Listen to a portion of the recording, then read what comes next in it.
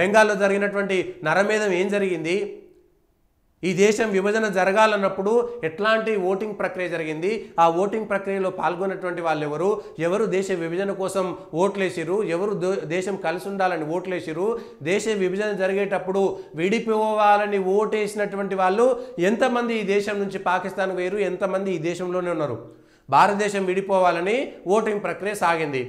Voting ప్రక్రియ సాగినప్పుడు ఇది హైదరాబాద్లోనో మద్రాసులోనో అప్పుడున్నటువంటి మైసూరో అప్పుడున్నటువంటి బొంబాయో అప్పుడున్నటువంటి ప్రావిన్స్లన్నిట్లలో కూడా ఓటింగ్ జరిగితే దేశం విడిపోవాలని ఓటేసినటువంటి వాళ్ళు పాకిస్తాన్గా ఈ దేశం విడిపోయిన తర్వాత, భారత్గా విడిపోయిన తర్వాత ఈ భారత్లో ఉండి దేశ విభజన కావాలని కోరుకున్నటువంటి కుక్కల కొడుకులు ఈ దేశంలోనే ఉండిపోయారు.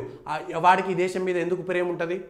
నేను ఈ దేశంలో ఉండడానికి అవసరం లేదు, దేశ విభజన జరగాలి, ఇంకో దేశం క్రియేట్ కావాలని ఓటేసినటువంటి వాళ్ళు ఈ దేశంలోనే ఉండిపోయిన తర్వాత వాడు ఈ దేశానికి ఏ విధంగా మేలు చేస్తాడు? వాడు ఎందుకు ఈ దేశానికి భక్తిగా ఉంటాడు? వాడెందుకు ఈ దేశం నాదని కోరుకుంటాడు? ఒక్కసారి దేశ ప్రజలారా ఆలోచించండి. ఇవి సున్నితమైనటువంటి అంశాలా? ఇవి మీడియాలో రాకూడదా? ఇవి చెప్పకూడదా? ఈ దేశం హిందూ ముస్లింల ఆధారంగా విడిపోయిన మాట చరిత్ర చెప్పినటువంటి నగ్న సత్యం, చరిత్ర చెప్పినటువంటి సాక్ష్యం కాదా? ఆ రోజు విభజన జరిగినప్పుడు ఇదే కాంగ్రెస్ పార్టీ ఉన్నదా లేదా?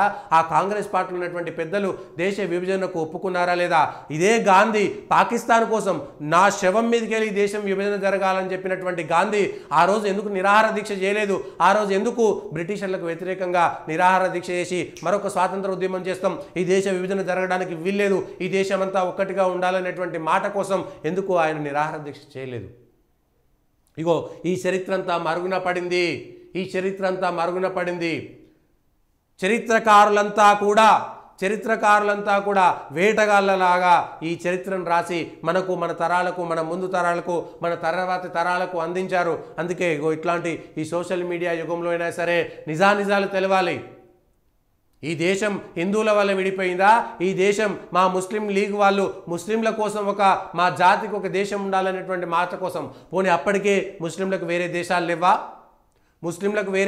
లేవా?